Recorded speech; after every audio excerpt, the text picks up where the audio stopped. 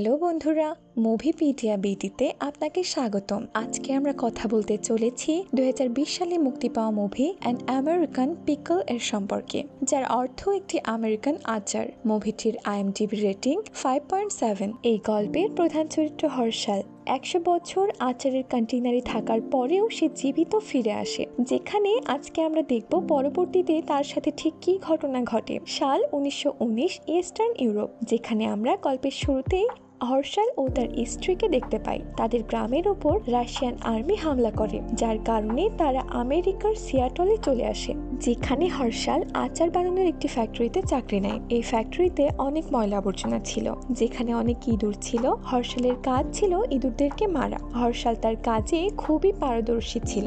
হর্ষাল এই কাজ করে কিছু টাকা জমায়। সেই টাকা দিয়ে সে 2টি কবরের জমি কেনে, যেন মৃত্যুর পরে সে ও তার স্ত্রী একসাথে পাশাপাশি কবরে থাকতে পারে। আমেরিকায় আসার পরে হর্ষালের জীবন খুবই সুন্দর চলছিল। সেখানে তার স্ত্রীও প্রেগনেন্ট হয়, যেটাতে হর্ষাল অনেক খুশি হয়। একদিন যখন সে ফ্যাক্টরিতে কাজ করছিল, সেখানে একসাথে অনেক ইঁদুরকে তার দিকে আসতে দেখে সে ভয়ে পিছিয়ে যেতে যেতে একটি আচারের কন্টেইনারের মধ্যে পড়ে যায়। দুর্ভাগ্যবশত কন্টেইনারের ঢাকনা বন্ধ করে দিলে হর্ষাল তার মধ্যেই থেকে যায়। 100 বছর পার হলেও কেউ জানতো না হর্ষাল কোথায় গেছে।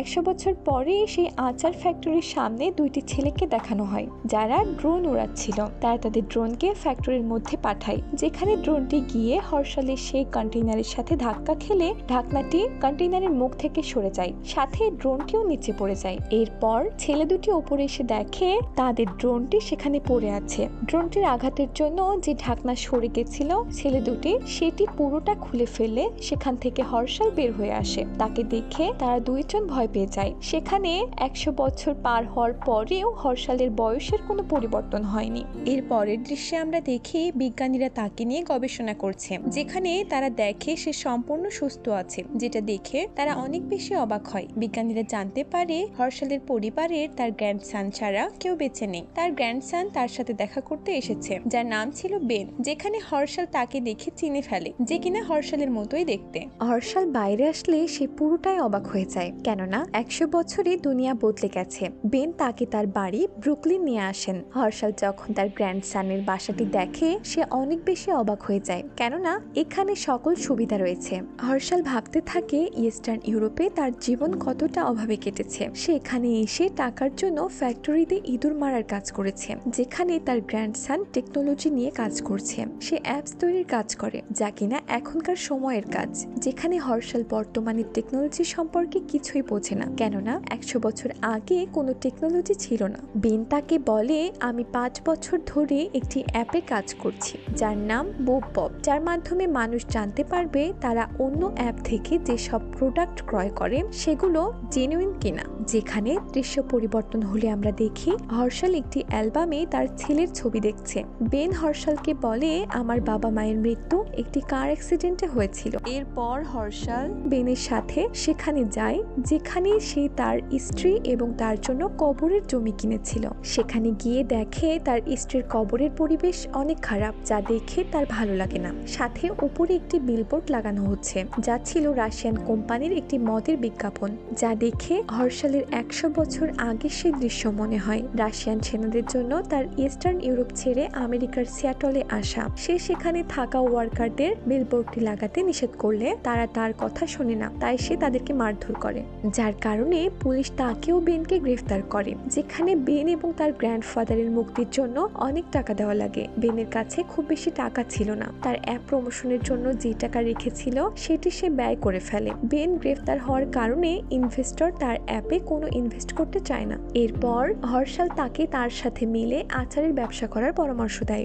যেখানে তারা অনেক টাকা ইনকাম করতে পারবে। বেন তার সাথে এটি করতে রাজি হয় না। বেন তাকে বলে, দুনিয়া 100 বছর এগিয়ে গেছে, তুমি এখনো 100 বছর পিছিয়ে আছো। যেটা শুনে হর্ষালের অনেক খারাপ লাগে। সে তাকে বলে, আমি এই ব্যবসা থেকে অনেক উপার্জন করে তোমাকে দেখিয়ে দেব। এটা বলে সে সেখান থেকে থেকে চলে যায়। সেখানে হর্ষাল একটি সুপারমার্কেটে গিয়ে কিছু শসা ক্রয় করে, যা দিয়ে সে আচার বানাতে পারবে। কিন্তু শসার মূল্য অনেক বেশি ছিল, তার কাছে টাকা না থাকায় সে শসা ক্রয় করতে পারে না। সে ভাবতে থাকে এখন সে কি করতে পারে। তখন তার চোখ যায় আবর্জনা রাখার স্থানে, যেখানে মানুষ অনেক ফল ফেলে দিয়েছে। সেখানে শসাও ছিল, যেটি তার প্রয়োজন ছিল।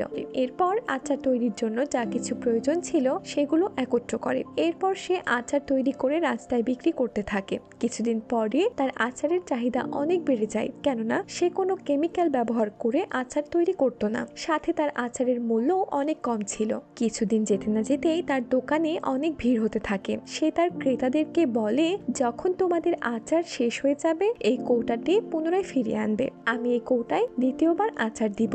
মানুষ ভাবে সে কত মহান, সে চায় না আমরা বারবার এগুলা তৈরি করি যাতে প্রকৃতির ক্ষতি না হয়। কিন্তু হর্ষাল আসলে তার টাকা বাঁচাতে এটি দ্বিতীয়বার ব্যবহার করতে চায়।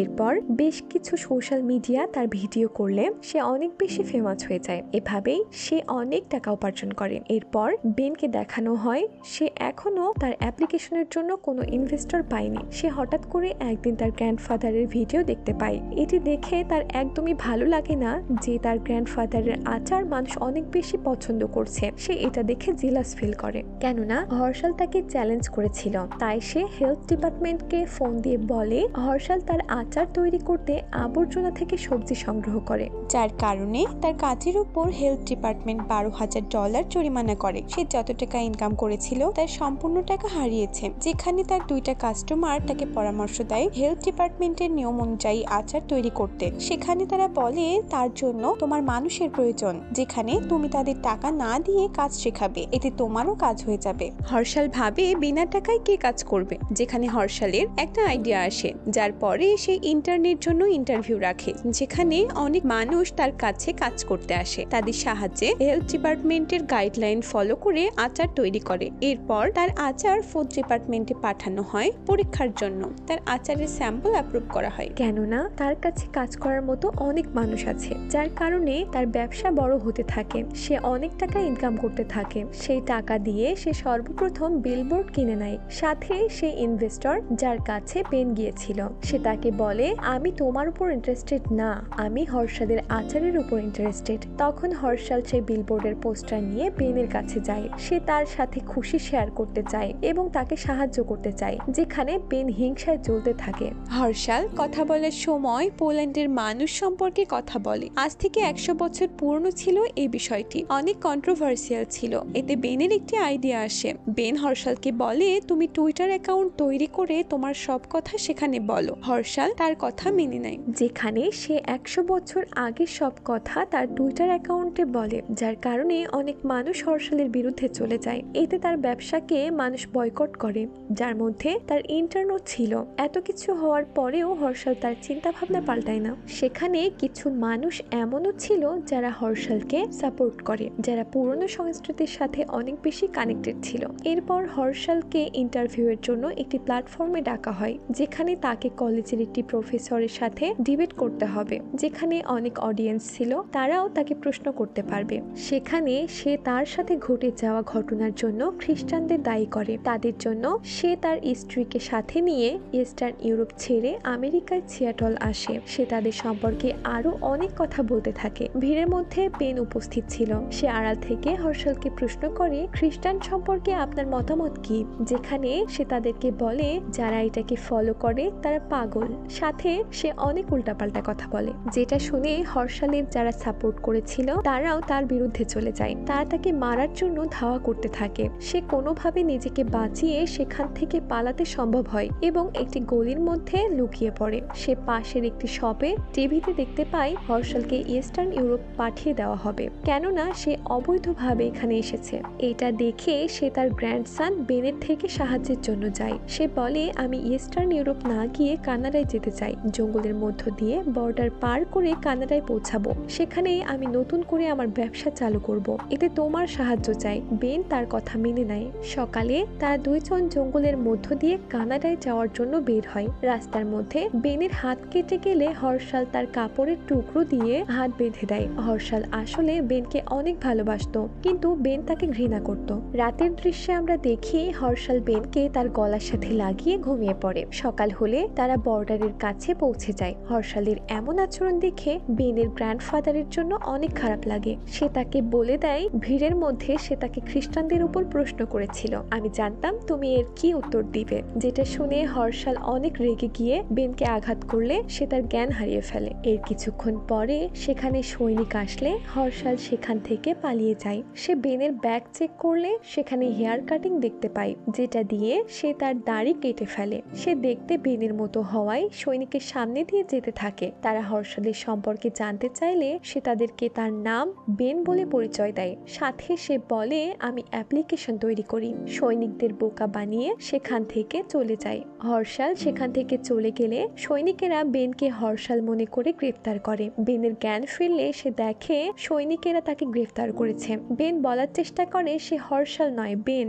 কিন্তু তার কথার উপর কেউ বিশ্বাস করে না। তাকে কন্টেইনারে করে ইস্টার্ন ইউরোপে পাঠিয়ে দেওয়া হয়, যেখান থেকে হর্ষাল 100 বছর আগে আমেরিকার সিয়াটলে গিয়েছিল।